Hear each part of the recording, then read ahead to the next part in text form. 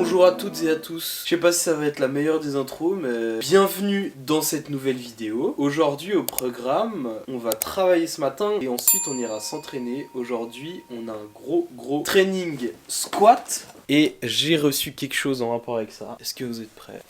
Boum! Voilà, des super sleeves, des genouillères. Ça fait genre 3 semaines que je les ai commandés et je les ai reçus avant-hier, je crois. Du coup, aujourd'hui, on va aller inaugurer ça. Je vais vous expliquer pourquoi j'en ai acheté, pourquoi j'ai pas acheté de ceinture, pourquoi j'utilise ça, à quoi ça sert, etc. Avant cela, routine du matin, on va se prendre notre petit shaker de caséine le matin. Pourquoi de la caséine ? Parce que c'est une digestion beaucoup plus lente et donc l'assimilation des protéines se fait beaucoup plus lentement, donc ça me tient mieux le matin et comme ça je peux repousser le premier repas de la journée. On va se faire ça tout de suite et ensuite on se préparera pour bouger. Cet après-midi, j'ai trop hâte de ce training squat. On arrive à la fin de semaine. La fatigue s'est pas mal accumulée, on est en fin de bloc comme vous le savez. Ça se passe plutôt bien, je sens vraiment la fatigue qui commence à arriver, mais ça fait partie du processus. On continue à charbonner, ça de toute façon il n'y a aucune excuse, on continue et c'est tout. Et allez, on va aller se préparer ça.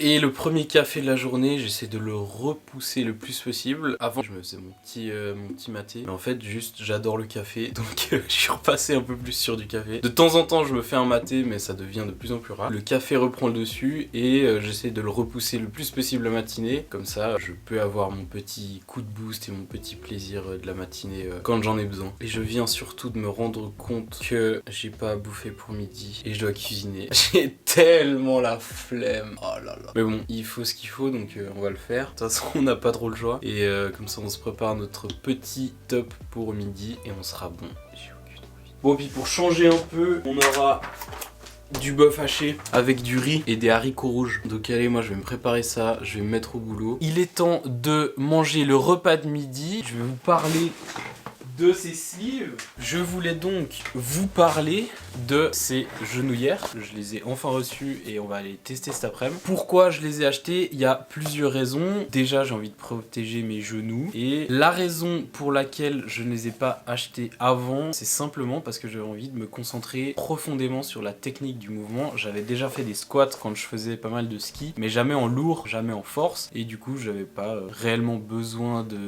d'investir et puis d'approfondir dans le matériel de force. Et là, depuis que j'ai commencé la force, je voulais clairement me concentrer sur ma technique qui me paraissait fondamentale avant de commencer à s'équiper de partout. C'est comme, je fais un peu le parallèle avec les compléments alimentaires dans la muscu. Si vous commencez la muscu, si vous êtes débutant dans ce domaine, ne vous complémentez absolument pas. Ça sert à rien du tout. Commencez étape par étape, commencez par apprendre les bases du sport. C'est comme si un mec s'intéresse à faire du marathon. Il va pas commencer chaque jour par faire du marathon avec les meilleures chaussures du monde, les meilleures chaussettes parce que parce que c'est mieux, le t-shirt parce qu'il y a une meilleure aération et puis quand on balance les bras ça va mieux. Non, on va commencer d'abord par apprendre les techniques de course, on va commencer par s'intéresser à la respiration, on va commencer par plus petit et on va vraiment étape par étape progresser tranquillement dans le sport et c'est un peu le même principe. Au niveau de la ceinture, je voulais non plus pas en acheter parce que je voulais voir d'abord mes ressentis dans mon dos, dans les genoux c'était pareil. Après je sais que j'ai des problèmes de genoux, c'est pour ça que je les ai achetés maintenant,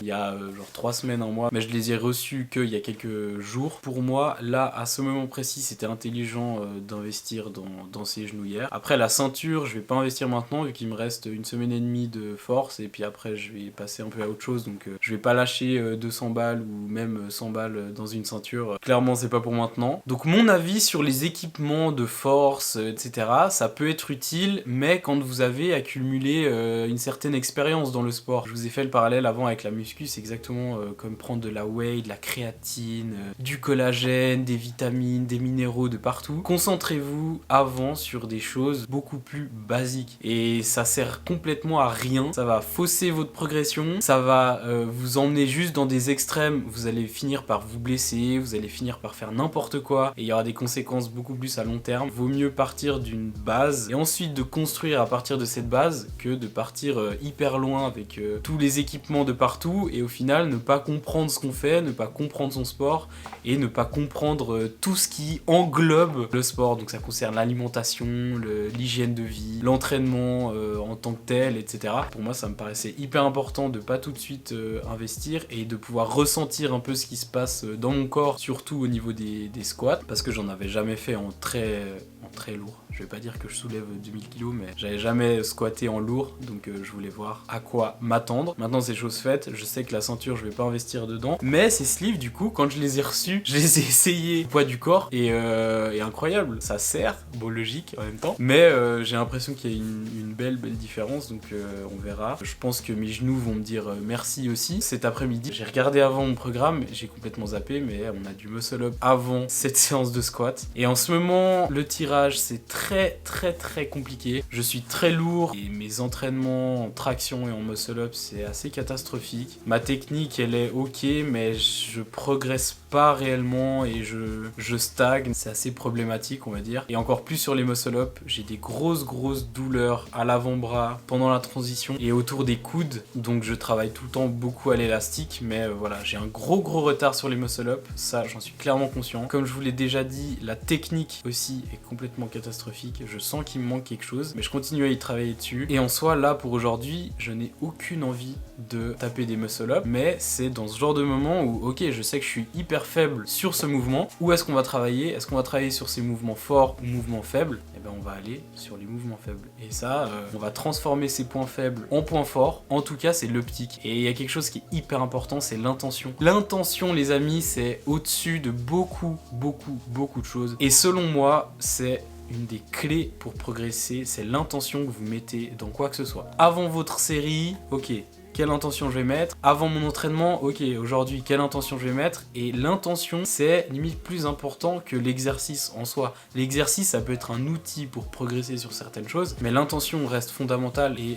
je mets beaucoup l'accent dessus parce que selon moi, c'est une des clés qui est pas du tout assez mise en avant dans chaque sport. Les amis, avant votre séance, avant votre série, avant votre répétition, ayez un focus sur cette intention. Peu importe, ça peut être une intention de vitesse, une intention technique, une intention de ok, là je mets un peu plus l'accent sur ce côté. Ici, j'ai envie de faire quoi? Ok, ma pause, je veux qu'elle soit obligatoirement à 1 seconde. Ok, l'intention, elle doit aller là-dedans. Par exemple, sur une série, je veux mettre une intention de vitesse. Ok, j'ai une série de 5 répétitions, mais le focus, il va être sur la vitesse. L'intention que je mets avant, la visualisation que je mets avant ma série, c'est ça qui est important. Vous avez peut-être fail où la technique sera pas bonne sur les 5 reps, mais si j'ai la vitesse, ok, l'intention, elle était là, j'ai rempli ma part du travail. Et ça, autant psychologique, nerveux, musculaire, c'est vraiment important d'allier cette intention au travail qu'on fournit réellement sur le terrain. Là maintenant on va aller manger tranquillement, j'ai la dalle de fou comme d'hab de toute façon. J'ai tout le temps trop faim, c'est scandaleux. Ensuite je me pose un petit peu et on va aller sur le terrain taper quelques muscle up. Je peux vous dire, j'ai du travail au poids du corps avec pas mal de volume sur les muscle up et ensuite sur l'élastique pour du renforcement technique. Ensuite, on a un petit MM de 5 minutes et on passera au squat et on va tester ensemble ces genouillères, voir un peu la div, voir les ressentis, qu'est-ce qui change, ça je vous dirai après vu que j'ai jamais testé ça et j'ai hâte. Comme à chaque fois que je reçois quelque chose, je suis comme un gamin donc j'ai juste trop hâte d'être sur le terrain. Sur ce, je m'en vais manger. Allez go!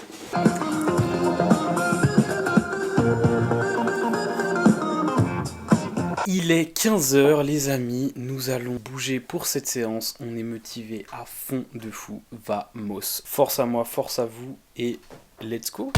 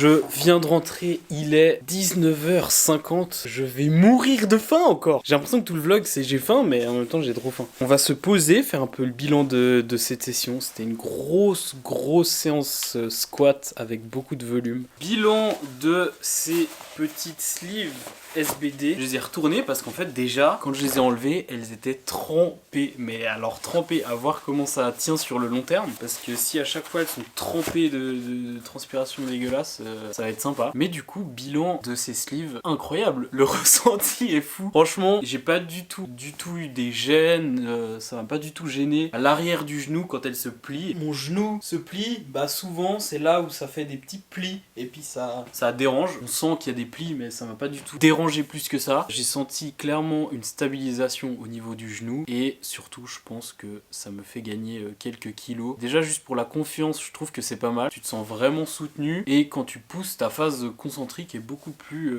fluide et tu te sens beaucoup mieux. Donc bilan très positif. Je sais pas si j'ai pris la bonne taille parce que je les ai pris en L. Je trouve qu'elle me sert bien mais j'aimerais bien voir en M, voir ce que ça donne, voir si ça me sert encore plus, si c'est encore plus efficace. Mais je trouve déjà qu'elles sont nickel. Donc c'est cool. Aujourd'hui c'était un gros training en volume de nouveau. On a eu un beau top set à 2 reps à 140 kg. Ça je suis plutôt content, ça monte super bien. Après on avait une x 2 à 130 et un gros 4x4 à 120 qui est plutôt bien passé. Ensuite on avait 3x5 à 100 et du travail en tempo à 85 kg. Et pareil ça s'est super bien passé donc ça j'étais content. Après je vous ai filmé un peu le renfort. À la fin on a terminé sur l'avant-bras et j'ai quand même pas mal de douleurs aux avant-bras et maintenant c'est vraiment l'avant-bras. Je sens que la transition au muscle-up c'est pas du tout bon. J'ai toujours pas ce déclic technique et même au poids du corps c'est difficile pour moi de travailler. C'est vraiment un point noir de cette programmation, c'est affreux. Il faut que je trouve une solution et même si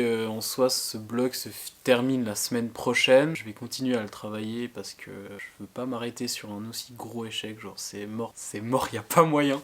Donc voilà, je vais continuer à le taffer. Et autrement, des bonnes sensations, je suis très content de ces petites sleeves SBD, elles font bien le boulot. C'était un peu l'objectif de la séance, c'est de pouvoir ressentir un peu les différences et puis comprendre comment je me sens avec. Maintenant, là je les ai commandés, j'ai décidé de les utiliser après quand même un peu d'expérience dans le domaine.